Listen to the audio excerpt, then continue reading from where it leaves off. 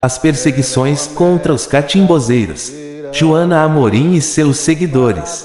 Durante os anos de 1919 a 1940, os velhos catimbozeiros sofreram perseguições e apreensões, sem nenhuma razão que pudéssemos incriminar se por acaso houvesse uma acusação construtiva.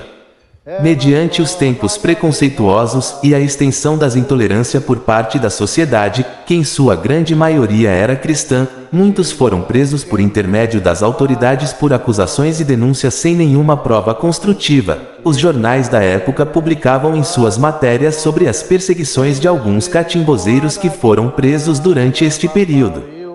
Foram publicados no jornal A Imprensa na época, em 29 de setembro de 1937, conforme o trecho que segue a notícia da época.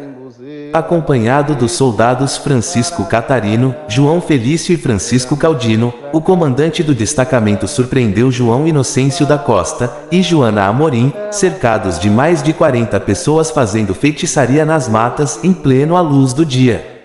Lá estavam em volta de uma pequena mesa, onde velas ardiam e se encontravam uma garrafa de aguardente, 3 cachimbos, um sapo seco com a boca costurada, um novelo de linha enfiado num couro de cobra, uma mochila cheia de terra de cemitério e um grande galho de jurema. A presença da polícia ocasionou um grande pânico, tendo sido possível prender somente 10 pessoas.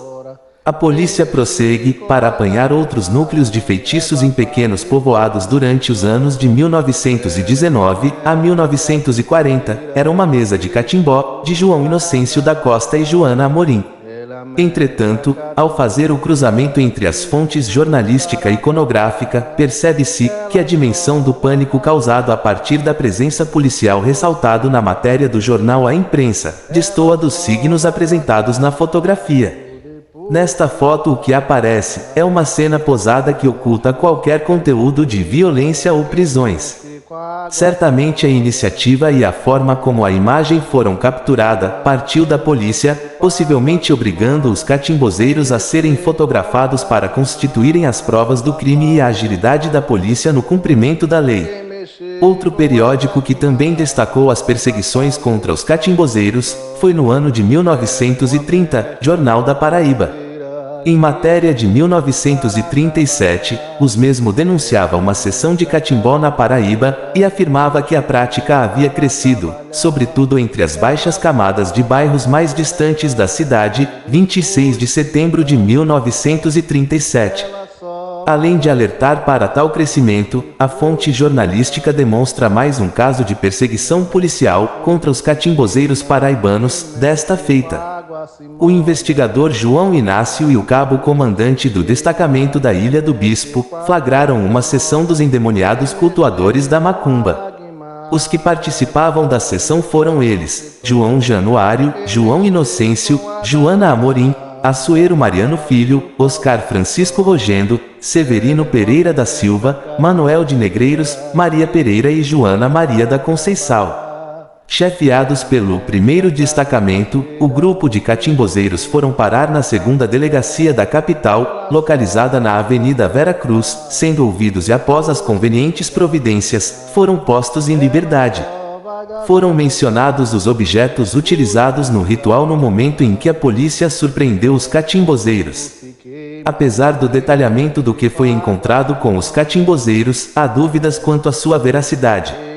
Era comum na época o exagero e deturpação das práticas e das evidências encontradas com os religiosos, e se contribuía para a permanência de uma visão estereotipada deste grupo.